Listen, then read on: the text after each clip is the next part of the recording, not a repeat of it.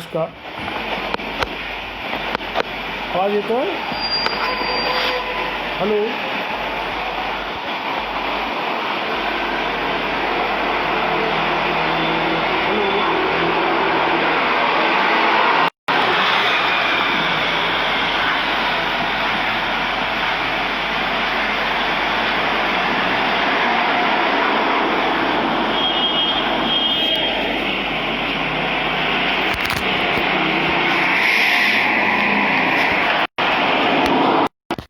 आत्ता लागेल तर काही नाही. आवाज कमी जास्त करा आता. हे करा आणि तुम्ही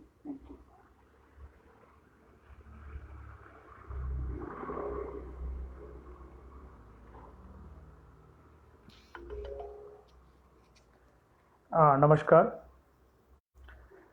सर्व मंडळींना.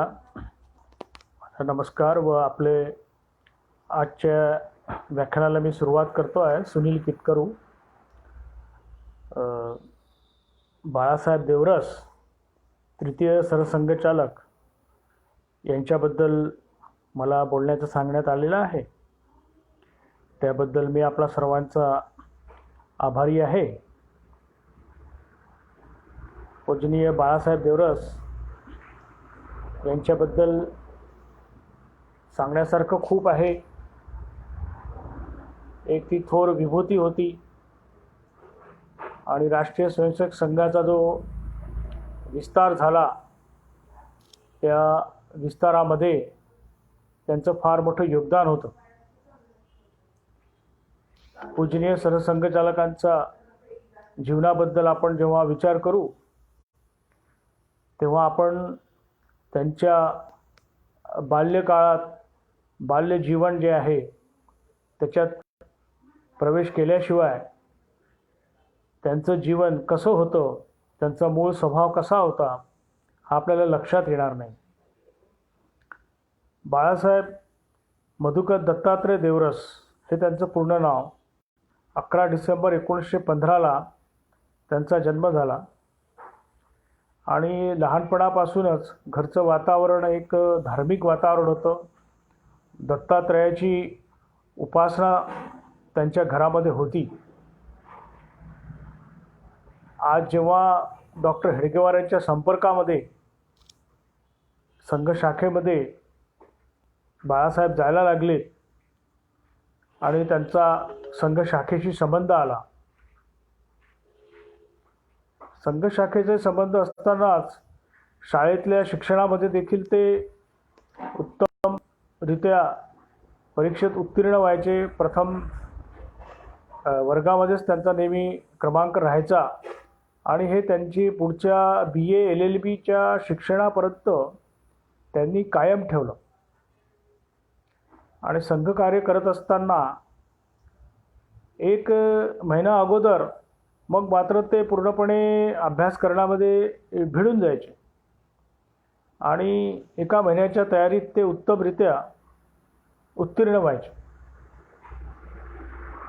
जसं डॉक्टर हेडगेवारांबद्दल आपण म्हणतो की डॉक्टर हेडगेवार हे जन्मजात देशभक्त होते, तसंच बाळासाहेबांच्या जीवनाकडे पाहिलं तर एक आश्चर्यकारक असं एक गोष्ट दिसते की ते जन्मजातच समरसतेचे प्रतीक होते. समता समरसता आज आपण जे शब्द वापरतो ते त्यांच्या जीवनामध्ये हे लहानपणापासून उपजतच होते. त्यांच्या घरी येणारे मित्र स्वयंसेवक यांना ते आपल्या घरी घेऊन यायचे. आईला म्हणायचे की आज माझे 3 मित्र 4 मित्र जेवणास येणार आहेत आणि त्यांची आई त्यांना जेवायला वाढायची. परंतु ते आपल्या आईला सांगायचे की माझ्या सगळ्या जातीचे मित्र असतात, त्यामुळे तू जशी माझी जेवण झाल्यानंतर ताट उचलतेस तसंच तू सगळ्यांचं ताट उचलायचं आणि कोणालाही जात विचारायची नाही आणि सगळ्यांना वाढायचं. स्वयंपाकघरात सगळ्यांना प्रवेश असला पाहिजे.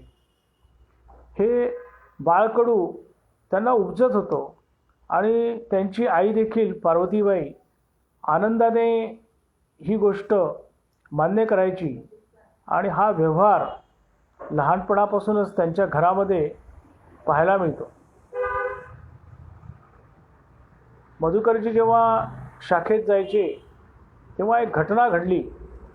ही घटना फार म्हणजे त्यांच्या जीवनावर प्रकाश टाकणारी घटना दिसते. एक मंगल नावाचा त्यांचा मित्र होता. तो आजच्या गोंड जनजातीच्या समाजातला होता आणि रोज शाखेत यायचा, बाळाबरोबर शाखेत खेळायचा, दंगामस्ती करायचा. त्याचं एका झोपडीमध्ये छोटंसं घर होतं. एक दिवस ते काही दिवस शाखेत न आल्यामुळे मंगलला पाहायला त्याच्या घरी गेले. तर मंगलच्या घरासमोर एका मनुष्य मृत होऊन पडलेला होता. ते पाहून बाळासाहेबांनी विचारलं, अरे हे काय झालं? तर मंगल म्हणाला की मी या माणसाला मारलं आणि हा मरून गेला. हा माणूस यायचा आमच्या घरी आणि आमच्या वडिलांना खूप त्रास द्यायचा आणि वडिलांना त्यांनी जमिनीवर पटकलं, त्यामुळे मला पाहवलं नाही, म्हणून मी पण माझ्या शक्तीनिशी याला पकडून फरशीवर आपटलं. त्याचं डोकं आपटल्याने हा इथे मृत होऊन पडलेला आहे. हे पाहून बाळासाहेबांना धक्काच बसला आणि पोलिसांची कारवाई झाली. पोलीस मंगलला घ्यायला आले. त्याला जेलमध्ये जावं लागलं. जेलमध्ये जात असताना मंगलला बाळासाहेब म्हणाले की तू तुझ्या घरची काळजी करू नकोस, आम्ही ते पाहून घेऊ. आणि बाळासाहेबांनी त्याच्या घरी जे पण आहे ती स्थिती पाहून दुसऱ्या दिवशी काही धान्य, काही वस्तू ह्या त्याच्या घरी आणून दिल्या. घडलेल्या प्रसंगामुळे त्यांना रात्री झोप आली नाही आणि मनात त्यांनी विचार केला की आत्मरक्षणासाठीच तर मंगलनी हे हत्या केलेली आहे, असं त्यांच्या मनामध्ये विचार आला. मंगल जेव्हा जेलमधून सुटून आला त्यावेळेला बाळासाहेब त्याला भेटायला आले. तर मंगलनी धावत येऊन बाळासाहेबांना मिठी मार आणि म्हणाला की माझा खरा भाऊ तू आहेस. तर हे अकृत्रिम प्रेम आणि एका सेवावस्थेतल्या छोट्याशा आपल्या बालमित्राच्या मदतीला सहजरित्या जाणे, त्याला सांभाळणे, त्याच्या घराला मदत करणे, हे जरी बाळासाहेब संघशाखेत जात असले तरी हा त्यांचा उपजत स्वभाव होता की जो पुढे संघशाखेच्या जाळांमुळे तो देशभर आम्हाला सर्वांना अनुभवास आला. तर अशा प्रकारे बाळासाहेब हे जन्मजात समरसतेचे प्रतीक होते. बाळासाहेबांचं पुढच्या जीवनाकडे आपण जेव्हा पाहूया तेव्हा आपल्याला लक्षात येईल की ते परमपूजनीय गुरुजींच्या संपर्कात आले पुढे डॉक्टरांच्या निधनानंतर आणि ते बंगालला देखील काही वर्ष प्रचारक होते. नागपूरचे अनेक वर्ष कार्यवाह होते आणि त्यामुळे त्यांचा नागपूरला सर्वत्र संचार राहायचा. तो काळ असा होता की नागपूरवरून देशभरामध्ये प्रचारक जायचे. परंतु बाळासाहेब हे नागपूरचे कार्यवाह अनेक वर्ष होते, ते बंगालला 6-7 महिने प्रचारक होते.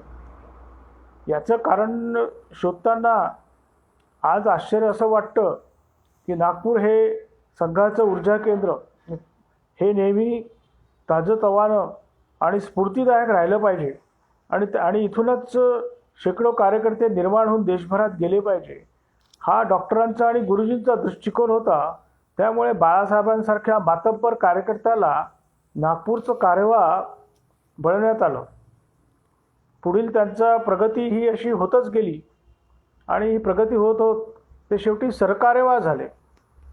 पण बाळासाहेबांच्या या तरुण वयातल्या जीवनकाळामध्ये एक गोष्ट आमच्या निदर्शनात येते की तरुण वयामध्ये काहीतरी कृती करावी, प्रखर कृती करावी, क्रांतिकारी कृती करावी असं तरुणांना वाटत असतं. तसं बाळासाहेबांनाही वाटायचं आणि ब्रिटिशांविरुद्ध लढलं पाहिजे शस्त्रासकट असं त्यांच्या मनामध्ये नेहमी विचार यायचे. परंतु ते डॉक्टरांना बोलून दाखवायचे. आपण आजही पाहतो की अनेक लोकांना वाटतं की शस्त्र घेऊन क्रांती केली पाहिजे, परंतु डॉक्टरांनी त्यांना समजावलं की कारण डॉक्टर स्वतःच क्रांतिकारक राहिलेले होते. त्यांनी सांगितलं की हा काही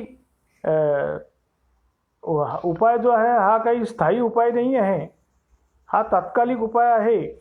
आणि आपला समाज का गुलाम झाला, ब्रिटिशांनी आपल्यावर 150 वर्ष का राज्य केलं, याचा आपल्याला खोलात जाऊन विचार करावा लागेल. आपला हिंदू समाज आत्मविस्मृत झाला. त्यामुळे नेहमीच हे जर संकट आपल्याला टाळायचं असेल तर आपल्याला शांतपणे आपला हिंदू समाज हा संघटित करावा लागेल. आणि बाळासाहेबांच्या डोक्यात जे क्रांतिकारक होण्याचं स्वप्न होतं ते विरलं. डॉक्टरांनी ते भूत त्यांच्या डोक्यातनं उतरवलं अक्षरशः. नाहीतर त्यांची पूर्ण तयारी झाली होती, कारण त्यावेळेला आपले अनेक संघाचे कार्यकर्ते क्रांतिकार्यात पण गेले होते. आपले संघाचे एक ज्येष्ठ कार्यकर्ते बाळाजी हुद्दार स्पेनला गेले होते, विदेशात चालले गेले होते. त्यांनाही क्रांतिकार्यात ते भाग घेतला होता त्यांनी. तर असं ते वातावरण होतं. आणि म्हणून तरुणांना क्रांतिकार्यातून वळवून संघासारख्या स्थिर नित्यनियमित संस्कार करणाऱ्या कार्यपद्धतीमध्ये बाळासाहेबांना रमवण्याचं कौशल्य हे डॉक्टरांनी दाखवलं. आणि याच्या पुढे डॉक्टर ह्याच्या पुढचा प्रवास जेव्हा आपण पाहूया की सरकारी पदावरून जेव्हा त्यांची नियुक्ती झाली, त्यांचे परमपूज्य गुरुजींशी सलोख्याचे संबंध होते. कधी त्यांचा वेगवेगळ्या गोष्टींवरून विचार संघर्ष व्हायचा. गुरुजी एक तत्त्वज्ञानी होते, आध्यात्मिक पार्श्वभूमी त्यांना होती, रामकृष्ण मिशनमध्ये ते राहिलेले होते. आणि त्या अर्थी बाळासाहेब हे खूप ईश्वरभक्ती, धार्मिक पूजा या गोष्टीमध्ये त्यांना विशेष रस नव्हता. असं हे दोन वेगळे व्यक्तिमत्व होते. परंतु पुण्याच्या संघशिक्षा वर्गात म्हटलेलं वाक्य जे गुरुजींनी बाळासाहेबांमध्ये बद्दल म्हटलेलं आहे की जर तुम्हाला डॉक्टर हेडगेवार पाहायचे असतील तर साक्षात बाळासाहेब देवरस हे त्याचे प्रतिरूप आहेत. डॉक्टर कसे होते, त्यांचं वागणं, बोलणं, व्यवहार कसा होता याची सगळ्यांना स्वयंसेवकांना उत्सुकता असते. त्याचं प्रतिरूप हे बाळासाहेब देवरस आहेत. अनेक जण हे पण सांगतात की बाळासाहेब कधी रस्त्यावर दिसले, टांग्यातनं गुरुजी जात असताना म्हणायचे की खरे सरसंघचालक तर पायी चाललेले आहेत आणि मी इथे टांग्यात बसलेलो आहो, असं देखील ते म्हणायचे. इतका त्यांना पूर्ण बाळासाहेबांवर विश्वास होता. गुरुजींची आणि बाळासाहेबांची एक घटना मोठी विलक्षण आहे. ही घटना अशी आहे की ज्या वेळेला संघावर गांधी हत्येचा आरोप लागला आणि गांधी हत्येच्यामुळे संघावर बंदी आणण्याचा प्रयत्न चालू होता, त्यावेळेला अनेक समूह हे गुरुजींच्या घरावर चालून आलेत, हजारोच्या संख्येत आलेत. ती स्थिती पाहून अनेक स्वयंसेवक गुरुजींच्या घरी रक्षणासाठी धावलेत. स्वयंसेवकांनी पण दंड घेऊन गुरुजींचं रक्षण करण्याचं ठरवलं. पूर्ण तयारी झाली होती आणि समोरचा जमाव उग्र होत चाललेला होता. ती स्थिती पाहून स्वयंसेवकांनी गुरुजींच्या जीविताला धोका आहे हे ओळखलं. गुरुजींना समजावण्याचा खूप प्रयत्न झाला, पण गुरुजी काही तिथून घरातून हालायला तयार नव्हते. जर माझ्या हिंदू समाजाला माझं जीवन समाप्त करायचं असेल तर मी काय करू शकेल. मी माझं प्राण द्यायला तयार आहे असे गुरुजी या भूमिकेवर अतूट होते. मोठी बिकट परिस्थिती निर्माण झाली होती. अशा वेळेला बाळासाहेबांनी गुरुजींना समजावलं की तुम्ही जरी आमचे सरसंघचालक असले तरी आम्ही सर्व स्वयंसेवक आहोत आणि आमच्या स्वयंसेवकांचं कर्तव्य आहे की तुम्ही आमच्या संघटनेचे प्रमुख असल्यामुळे तुमचं जीवित हानी होऊ द्यायची नाही. त्यामुळे ही गोष्ट आता आमच्यावर सोडा. आणि असं म्हणतात की काही स्वयंसेवकांनी सुरुवातीला फाटका जो आलेल्या लोकांवर दंडाचे प्रहार केले, त्यांनी भगदड पण वाजली आणि जमाव मागे सरला आणि गुरुजींना सुखरूप बाळासाहेबांनी त्या घरातून हलवलं आणि त्यांचे प्राण वाचलेत. जर ही दुर्दैवी घटना घडली असती तर आज इतिहास वेगळाच राहिला असता. तर असे एक कार्यकुशल, हिंमतबाज, निर्णय घेणारे असे हे सरसंघचालक होते.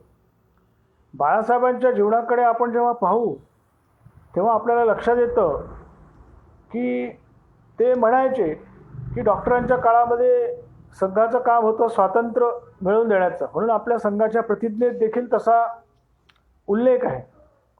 त्याला म्हणून पॉलिटिकल थ्रस्ट. गुरुजींच्या काळामध्ये संघाचं तत्त्वज्ञान आणि काही संघटनांचा प्रारंभ असं चित्र होतं आणि संघाचं तत्त्वज्ञान, सांस्कृतिक राष्ट्रवाद हा तत्त्वज्ञान रूपात गुरुजींनी सर्व देशभर पसरवला.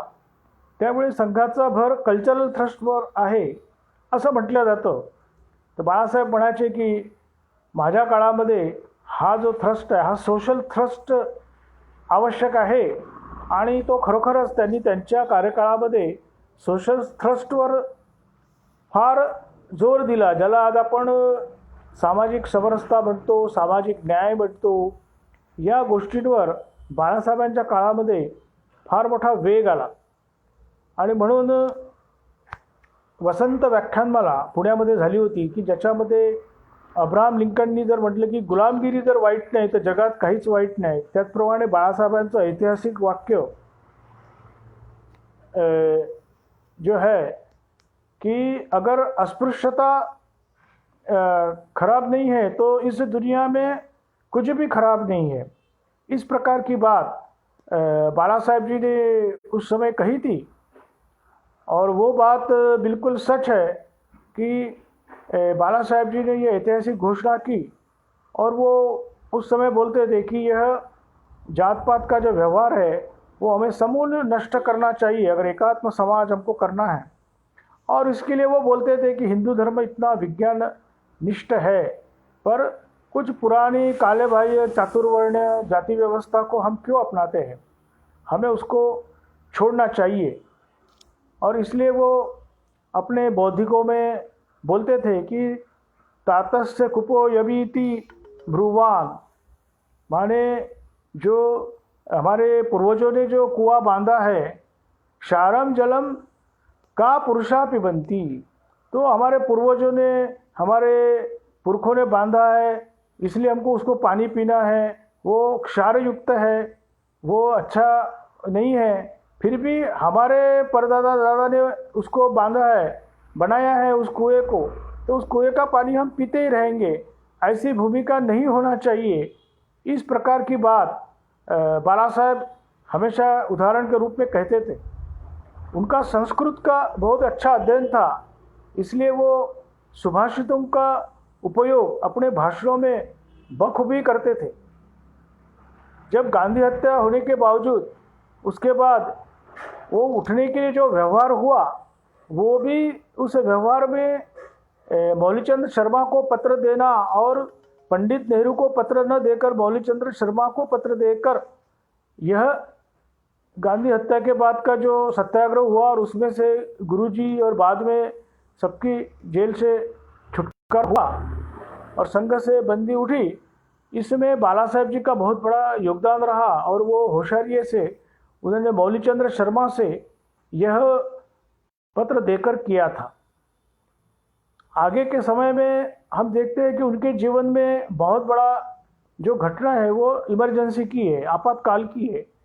आपातकाल जो लग गया और उस आपातकाल के समय बहुत ही सब लोग थर्रा गए थे, सब डर गए थे। और इंदिरा गांधी ने जो इमरजेंसी लगाई उसके कारण अच्छे अच्छे लोग जेलों में चले गए थे, राजनेता लोग भी सब चले गए थे और सब जगह भय का वातावरण था और इनसे कौन लोहा लेगा, ऐसी परिस्थिति थी। जयप्रकाश नारायण सामने आए थे। जयप्रकाश नारायण जी को साथ देने के लिए बाला साहेब जी ने तय किया और संघ के भी हजारों कार्यकर्ता जेल में थे, पर बाला साहेब निश्चिंत थे और बाला साहेब जी ने बड़े कड़ाई से, बहुत तैयारी से योजना बनाई और एक अपने भूमिगत कार्यकर्ताओं की एक फौज खड़ी की पूरे देश भर में और उसके द्वारा आपातकाल का जोर शोर से विरोध किया। स्वयंसेवकों ने सत्याग्रह किया। 19 महीनों तक का वह इतिहास एक जाज्वल्यमान इतिहास है। लोकशाही पर जो हमला हुआ, संविधान पर जो हमला हुआ, वो उस समय हुआ और जब सारे लोग हाथ पर बैठ गए थे, ऐसे समय में बाला साहेब जी ने यह आपातकाल का आह्वान स्वीकारा और संघ से बंदी भी उठी। बाद में जनता पार्टी बनी, वो हमें सारा इतिहास पता है। उस जेल में एक कहने लायक घटना ऐसी थी कि उस जेल में समाजवादी, कम्युनिस्ट, मुस्लिम, ईसाई सारे विचारों के लोग थे और रोज़ वहाँ अलग अलग बौद्धिक चर्चाएं होती थी। तो बाला साहेब जी ने ये स्वयं अपने एक भाषण में कहा कि वहाँ महीना महीना रोज़ कोई ना कोई अपने विचार व्यक्त करते थे, तो उस विचार में हिंदू समाज को गालियाँ देते थे कि हिंदू समाज में जाति प्रथा है, ये है, दकियानुसी है, पोंगा पंडित है, ऐसे अलग अलग प्रकार की आरोप हिंदू समाज पर लगता था, चाहे समाजवादी हो चाहे कम्युनिस्ट हो। तो बाला साहेब जी ने आखिरी बार जब उनका मौका आया, उन्होंने बताया कि आप जिसको गाली दे रहे हैं तो आपके सामने कौन सा समाज है, तो वो हिंदू समाज ही है। समाज आता है ना मुस्लिम समाज आता है, तो आप भी हिंदू समाज का ही विचार करते हैं, हम भी तो वही कर रहे हैं कि ये समाज में सुधार आना चाहिए, ये समाज में परिवर्तन आना चाहिए। हमारा दोनों का लक्ष्य तो एक ही है लेकिन तरीका अलग है। और यह बात लोगों को बड़ी आश्चर्य लगी और आखिर में आप हिंदू समाज को ही सामने रखकर काम करते हो। उन दिनों वहाँ मुसलमानों से भी बहुत संपर्क और उन दिनों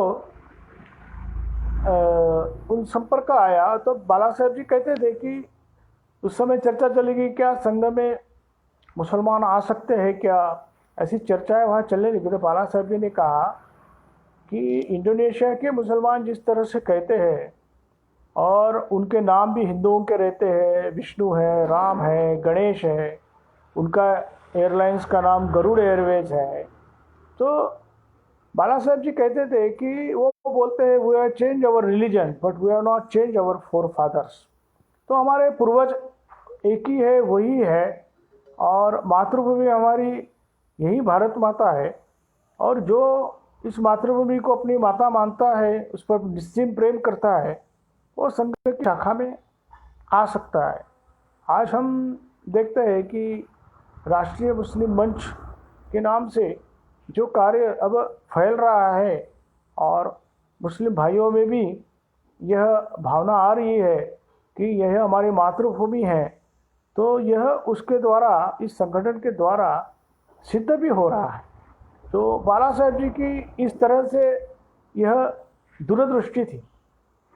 बाला साहेब जी के कार्यकाल में जो एक बहुत बड़ा आक्रामक रीति से और एक बहुत ही सुंदर ऐसा कार्य हुआ जिसमें हिंदू समाज में जो एक ग्लानि और एक हम जिसको बोलते एक स्थितिशीलता आई थी, उसको राम जन्मभूमि आंदोलन के कारण एक जागरूक हिंदू समाज फिर से खड़ा हुआ। उसकी योजना, उसके द्वारा किए गए अलग कार्यक्रम, इसकी मालिकाएं शुरू हुई और हम देखते हैं कि 92 में बाबरी ढांचा भी गिर गया और एक हिंदू समाज में जागृति की लहर आई कि भगवान राम का भव्य मंदिर उसी के जन्म स्थान पर बनना चाहिए। बाला साहेब जी के कार्यकाल में आपातकाल और यह राम जन्मभूमि का आंदोलन यह अभूतपूर्व रहा। संघ के स्वयंसेवकों को उन्होंने एक इस विधायक शक्ति के रूप में तो खड़ा किया, पर साथ में संघर्ष करने की भी प्रेरणा दी। समय आने पर संघर्ष करने की भी प्रेरणा दी और वो इसलिए बोलते थे कि ये समाज में हिंदू धर्मांतरित हो रहे हैं या हिंदू समाज पे बहुत सारे संकट है। तो उस समय उन्होंने आलंदी के विश्व हिंदू सम्मेलन में हिंदू वोट बैंक की बात की थी और उन्होंने बोला था कि अगर हिंदू समाज जहाँ जहाँ अल्पसंख्यक हुआ, जहाँ जहाँ वो संख्या में कम हुआ, वो क्षेत्र भारत से कटा या वो भारत से अलग होने के उग्रवादी आंदोलन उन क्षेत्र में हुए, कश्मीर, नागालैंड, मिजोरम, इसमें हमने देखा है, अनुभव किया है कि बाला साहेब जी की वाणी कितनी सच्ची थी और इसलिए वो बोलते थे कि धर्मांतरण पर रोक लगनी चाहिए। और ऐसे कार्य करने के लिए जो देवदुर्लभ टीम जो है, जो एक संच है, वो उसके द्वारा मैं करता हूँ, ऐसे ही बाला साहेब बोलते थे। बाला साहेब जी के जीवन की ये सब घटनाएं हमको देखकर आश्चर्य भी लगता है। मैं स्वयं बाला साहेब जी को मैंने स्वयं देखा, इसलिए दूसरों के अनुभव हम क्या बताएं। सभी के बहुत सारे अनुभव बाला साहेब जी के बारे में हैं। किशोर अवस्था में मैंने बाला साहेब जी को देखा और राष्ट्रीय सेविका समिति का एक शिविर, अखिल भारतीय शिविर लगा था, उसमें बहुत बारिश आई थी। उस समय एक झुग्गी झोपड़ी एक सेवा बस्ती में मैं शाखा चलाता था। उस शाखा के स्वयंसेवकों के ऊपर रक्षण की और प्रबंधन की व्यवस्था थी। उस 30-40 स्वयंसेवकों ने बखूबी उसको निभाया और बाला साहेब जी ने पूछा कौन सी शाखा है, तो ये हमारी काचीपुरा शाखा है। तो बाला साहेब जी को बड़ा आनंद हुआ, सेवा बस्ती में ऐसी शाखा लगती है और ऐसे स्वयंसेवक है। उन्होंने हमारी शाखा में, उस शाखा में भेंट करने का मनोदय प्रकट किया। वो हमारे उस शाखा में आए। उस शाखा में उस दिन हमने 100 के ऊपर संख्या रखी थी।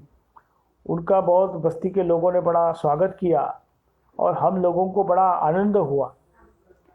मुझे ध्यान में आता है बाला साहेब जी को देखने से कि वो बहुत हम लोगों से बात तो करते थे लेकिन बहुत कम करते थे। मैं कुछ वर्ष पश्चात प्रचारक गया, अरुणाचल प्रदेश में मैं प्रचारक गया और प्रचारक से आने के बाद बीच बीच में मैं कभी कभी घर आता था तो बाला साहेब जी को मिलने का मौका मिलता था। मैं जब प्रचारक था तो वो सरसंघ चालक थे और मेरे घर में वो एक बार मिलने आए थे। वो घर का ख्याल रखते थे। ये मुझे बड़ी आश्चर्य की बात बाद में पता चली। और जब वो मैं पहली बार 1 साल के बाद अरुणाचल से आया, उन्हें मिला तो कार्यालय में उनको नमस्कार करके मैं बैठा तो उन्होंने, मुझे लगा कि शायद वो अब मुझे पूछेंगे कि शाखा शुरू हुई कि नहीं हुई, क्या हुआ, कितनी शाखाएं हैं, कैसा काम चल रहा है। उन्होंने मुझे ये कुछ नहीं पूछा। उन्होंने मेरे को पूछा कि वहाँ के जो लोग हैं वो अपने आप को भारत के मानते हैं या नहीं, कैसे है, उनके विचार कैसे हैं, उनको यह अपनी मातृभूमि लगती है कि नहीं। बस इसके बारे में उन्होंने पूछा कि उनके दृष्टि से यह देशभक्ति की भावना वहाँ के सामान्य जनों में निर्माण हो, यह हमारा मूलभूत काम है, वह खड़ा होना चाहिए। वो शाखा से तो होगा ही, लेकिन यह दृष्टि लेकर हमने व्यवहार और काम करना चाहिए ऐसे क्षेत्रों में, ये उन्होंने पहचाना था। इसलिए इस प्रकार की बात मुझसे की और मुझे बड़ा आश्चर्य लगा कि इस प्रकार की वैचारिक जो उनकी जो सोच थी वो बहुत ही महान ऐसी थी। संघ कार्यालय में दोपहर में 3 बजे चाय मिलती थी और चाय पीने बाला साहेब जी नीचे आते थे, एक लकड़ी के पाट पे बैठते थे। तो सारे स्वयंसेवक उस समय नागपुर के कि बाला साहेब जी का दर्शन होगा, मिलना होगा, इसलिए कार्यालय में आते थे। और कार्यालय में सब लोग चाय पीते थे। बाला साहेब जी नज़र घुमाते हुए एक एक से फिर परिचय भी कर लेते थे। मेरे साथ एक दिन मैं जब मंडल कार्यवाह हो गया तो मेरे साथ एक मुख्य शिक्षक को मैं लेके गया था और चाय पीते पीते उसका परिचय हुआ, उसका नाम पूछा, शाखा पूछी और पूछने के बाद उन्होंने पूछा कि ये जो चाय पी रहे तुम्हारे सामने बैठे इनको पहचानते हो क्या? तो वो मुख्य शिक्षक ने जवाब दिया, नहीं मैं नहीं पहचानता।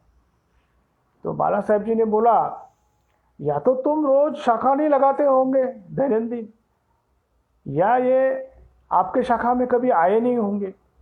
वो हमारे नगर संघ चालक थे और इस तरह की दो तरफा बातें कर कर दोनों को उन्होंने संदेश दिया कि शाखा तो नियमित लगनी चाहिए और शायद संघ चालक हो, बड़े अधिकारी हो, उन्होंने सब शाखाओं में जाकर उनका व्यक्तिगत परिचय मुख्य शिक्षक कार्यवाह से होना चाहिए। आज यह बातें बहुत हमें छोटी लगती है, लेकिन यह बातें को अगर हम भूल जाएंगे तो हम मजबूत नींव वाला बड़ा संगठन हमें जो करना है उसमें बाधाएं आ सकती है। तो बाला साहेब जी की ये जो दृष्टि थी यह अद्भुत थी और इसलिए उनके बैठकों में जब हम बैठते थे तो मुझे अभी भी याद है कि हम तो मुख्य शिक्षक कार्यवाह उस स्तर के कार्यकर्ता थे, लेकिन जो नगर कार्यवाह, भाग कार्यवाह, बड़े बड़े पदों पर आसीन अधिकारी रहते थे, उनसे वो ज़्यादा सवाल करते थे और लटपट पैर होते हुए और बहुत ही थर्रा जाकर कार्यकर्ता डर जाते थे। पर वो छोटे कार्यकर्ताओं को बड़े ही प्यार से और बहुत सुंदर तरीके से बातचीत करते थे। इसका मतलब जितना आदमी ऊपर के पद पर जाएगा उसके प्रति वो कठोर व्यवहार करते थे और निचले वाले से वो बड़ा ही मधुर व्यवहार करते थे, क्योंकि उनको मालूम था कि इनको उभारना है और बड़ों को बड़ा अधिकार मिल गया तो वो अधिकार पद को उसको न थोपते हुए वो अपने सहयोगी, छोटे सहयोगी के साथ एक आत्मीयता का व्यवहार करे, यह भी उसमें से वो सूचित करते थे। तो बाला साहेब जी जब हम उनकी तरफ देखते थे वो गौरवर्णीय लगते थे और जब गणवेश में देखते थे तो वो हमको सच में वो कमांडर इन चीफ लगते थे। उनका एक परिवार हमारे शाखा के पास रहता था, देवरस परिवार। मैंने उनको पूछा, उनके घर वालों को, कि बाला साहेब जी के बारे में कुछ जानकारी बताइए। तो उन्होंने बताया कि बाला साहेब जी की इच्छा तो आर्मी में जाने की थी और इस देश का एक दिन चीफ ऑफ आर्मी बनने की थी और वास्तव में वो हमारे देश के एक अलग अपने एक सबसे विशाल संगठन के वो प्रमुख ही बने और उन्होंने जो सीमा पर लड़ने वाले सैनिक हैं वैसे देश के अंतर्गत ऐसे ही फौजी दिल के स्वयंसेवक तैयार किए।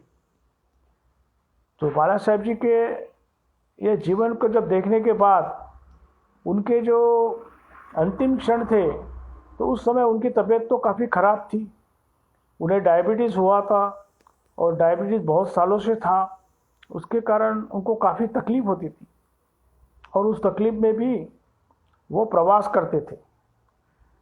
उनके समय में जनजाति क्षेत्र में कार्य काफ़ी बढ़ा। गुमला में, बस्तर में जनजाति लोगों के सम्मेलन हुए। अपनी तबीयत खराब होते हुए भी बाला साहेब वहाँ गए और सबसे आश्चर्य की बात, चेन्नई में संघ कार्यालय को बम ब्लास्ट करके उड़ा दिया गया था। हमारे कुछ प्रचारकों को शहीद हो गए थे और बाला साहेब जी तो विकल अवस्था में नागपुर में थे, उनकी तबीयत भी अच्छी नहीं थी। पर यह समाचार मिलने के बाद बाला साहेब जी से रहा नहीं गया। डॉक्टर ने मना करने के बाद अपनी इच्छा शक्ति के बल पर बाला साहेब चेन्नई में गए। उन शहीद प्रचारक बंधु कार्यकर्ता बंधुओं के परिवारजनों की सांत्वना की और वो उनको मिले। उस समय वो तबीयत के कारण उन्होंने बहुत परेशानी उठाई, फिर भी वो वहाँ मिलने गए। यह एक अद्वितीय उदाहरण है। इनके स्वयंसेवकों के प्रति जो एकात्मता की भावना है वह इससे परिलक्षित होती है। और अपने इस संघ के स्वयंसेवकों को उसको परिवार वो मानते थे और उसी भावना से वो देश भर के स्वयंसेवकों का ख्याल रखते थे। यह बात इस चेन्नई के संघ कार्यालय के ब्लास्ट होने के बाद बाला साहेब जी का जाना और ऐसे तबीयत खराब होने के बावजूद यह वास्तव में हमें प्रेरणादायी है। बाला साहेब जी के इस जीवन को देखने के बाद आज हमें लगता है कि संघ तो विशाल वटवृक्ष हो चुका है। बाला साहेब जी ने बताया कि संघ की शाखा जो है उसमें से अनेक कार्यकर्ता निर्माण होंगे और इस कार्यकर्ता अलग अलग क्षेत्रों में जाएंगे। और इसलिए तरुण भारत नागपुर का पेपर जो है समाचार पत्र है उसको खड़ा करने में उनकी बहुत बड़ी भूमिका रही। जो भ्रष्टाचार होता है सहकार क्षेत्रों में, तो सहकार क्षेत्रों में आदर्श बैंक्स खड़ी करना, ऐसे बैंक्स नागपुर में बाकी सभी जगहों में उन्हें खड़ी करवाई। स्वयंसेवकों को विद्यालय है, वाचनालय है, जनजाति क्षेत्र में सेवा कार्य है, उसके लिए डॉक्टर हेडगेवार शताब्दी का जो समारोह का उन्होंने उपयोग किया उस कार्यकाल का।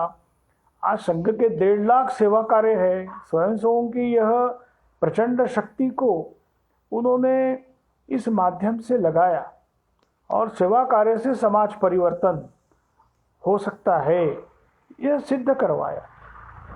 यह होकर ऐसा समाज जब आगे बढ़ेगा तो एक समय में समाज और संघ का काम एक हो जाएगा, संघ और समाज अलग नहीं रहेगा।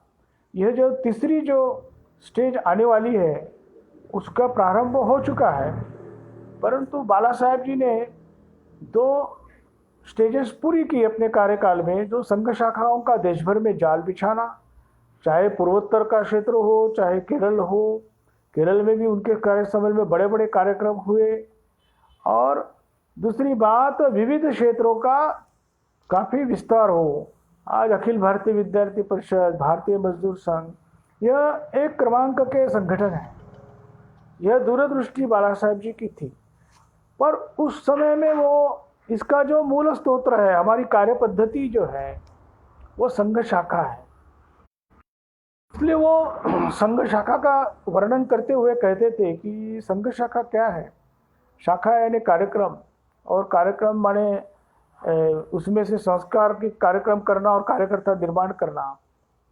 केवल इतना नहीं है, और समाज के संघ की जो शाखा है वह निर्व्यसनी तरुणों का निर्माण केंद्र है, वह महिलाओं के सुरक्षा की गारंटी है, सज्जनों को आनंद देने वाला स्थान है। और सबसे बड़ी बात, माने समाज जीवन के विविध क्षेत्रों को सुयोग्य कार्यकर्ता देने की वो एक फैक्ट्री है। और वह बात आज हम देखते हैं कि संघ का विशाल वृक्ष खड़ा हुआ है और स्वयंसेवकों को ही पता नहीं है कि इतने प्रकार के संघ के कार्यकर्ता विविध क्षेत्रों में काम कर रहे हैं। महाराष्ट्र के अंदर ब्लड बैंक की चेन है, हेडगेवार ब्लड बैंक से लेके अलग अलग प्रकार की ब्लड बैंक है। बाला साहेब जी के नाम पर बाल भाऊ ब्लड बैंक मेरठ के अंदर है। ऐसा कोई क्षेत्र संघ के स्वयंसेवकों ने छोड़ा नहीं कि जहाँ वो नहीं है। ऐसे जीवन के सभी क्षेत्रों में वो गए, राजनीति में भी गए।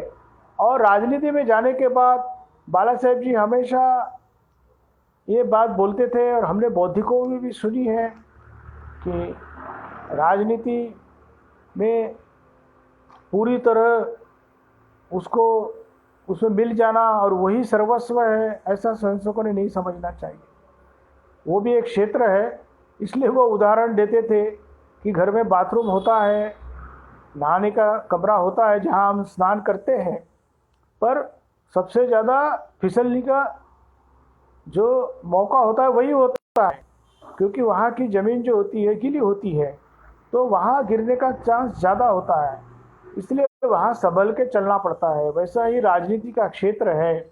यह बात वो उस समय में कहते थे, वह बात आज भी लागू है। तो इस तरह से अपने कार्यकर्ताओं को वो सचेत करते थे। यह सब उन्होंने करते हुए संघ को एक ऊंचाई पर छोड़ा है। जब हम आज की स्थिति देखते हैं तो आज के परिप्रेक्ष्य में बाला साहेब जी ने जो बात कही सामाजिक समरसता की, वो अत्यंत महत्वपूर्ण हो जाती है। और राष्ट्र पर संकट, इस दृष्टि से भी एक बात महत्वपूर्ण हो जाती है, क्योंकि आज अपने देश में जातिवाद के आधार पर फिर से समाज को तोड़ने का षड्यंत्र शुरू है।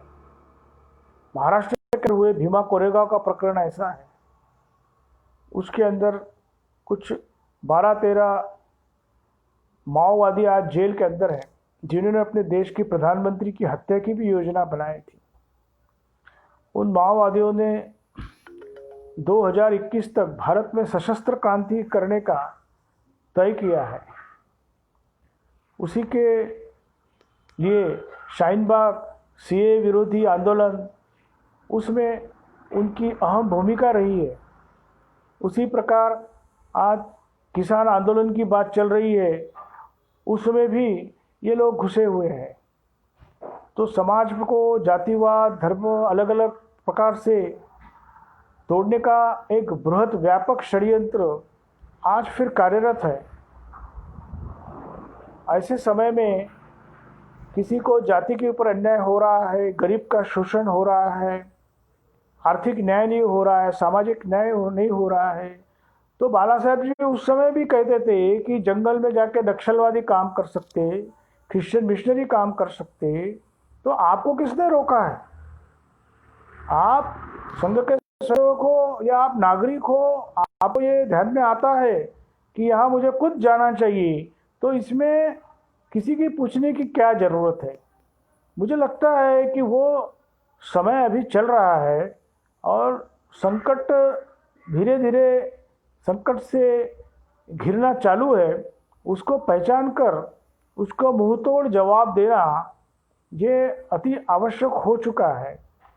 और ऐसे समय में बाला साहेब जी ने जो हमें सामाजिक समरसता का जो आयुध दिया है, उसको हम हमारे जीवन में पालन करें। हम जात पात को पालन अपने मन में न करें, अपने व्यवहार में न करें। हमारे घर पर आने वाले कचरा उठाने वाले भाई हो, या होटल में काम करने वाले भाई हो, रद्दी बेचने वाले भाई हो, दूध देने वाले हो, अखबार बांटने वाले हो, उनके प्रति हमारा व्यवहार कैसा है? झुग्गी झोपड़ियों में हम जाते हैं क्या? ये हमें सब देखना पड़ेगा। इस तरह के व्यवहार करने वाले स्वयंसेवकों की बहुत बड़ी शक्ति हमें इस कार्य में लगाना पड़ेगा। बाला साहेब जी अगर ये होते तो आज वो हमें इसी प्रकार का मार्गदर्शन करते, क्योंकि वो सामाजिक समरसता को अत्यंत महत्व देते थे। क्योंकि यह नहीं हुआ तो जो राष्ट्र विरोधी तत्व है वो इसी का लाभ उठाकर आपके अंदर विभेद बनाकर आपको आपस में लड़ा रहे हैं। बाला साहेब जी खुद एक अच्छे किसान थे, बालाघाट का उनकी खेती थी, और बड़े बड़े खेती के विद्वानों को, पंडितों को आश्चर्य लगेगा, बाला साहेब जी ने उत्कृष्ट खेती की थी। उस समय वो मजदूरी करने वाले खेती में उनको पूरी मजदूरी देते थे। तो बाजू बाजू के लोग बोलते थे आप पूरी मजदूरी देते हो, पैसा देते हो, इसलिए हमको भी देना पड़ता है, आप मत दो, कम दो। तो बाला साहेब जी बोले ये मेरे से नहीं होगा, उनका शोषण क्यों करना, उनको जो उनकी मेहनत आना है वो देना ही चाहिए। यह कितनी बड़ी बात है।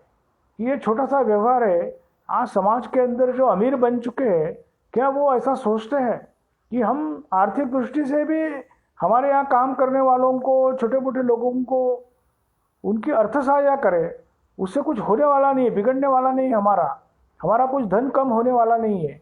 तो बाला साहेब जी ये बात कहते थे, और वो कहते थे कि खेती 3 साल लगातार करने के बाद 1 साल नुकसान होता है, और इसलिए सरकार ने जो है हमेशा ये 1 साल का नुकसान जोड़कर भाव तय करना चाहिए अनाजों का, और उस हिसाब से जो इन्वेस्टमेंट खेती में होती है उसकी टोटल लगाकर फिर भाव तय करना चाहिए। आज हम एमएसपी की बात कर रहे हैं तो ये किसी के दिमाग में नहीं आता है कि 3 साल में 1 साल जरूर ऐसा होता है कि जो नापिकी होती है, फसल बराबर आती नहीं है, वर्षा ज़्यादा हो जाती है, कुछ ना कुछ कारण होता है। तो ये 1 साल का जो नुकसान है उसको जोड़कर एमएसपी बनाना चाहिए। यह क्रांतिकारी बात बाला साहेब जी ने उस समय कही थी। तो हमारे जो संगठन है वो कार्य तो कर रहे हैं, हमारा प्रभाव भी बड़ा है, लेकिन संघ को अपना प्रभाव बढ़ाना नहीं है तो संघ को समाज को खड़ा करना है।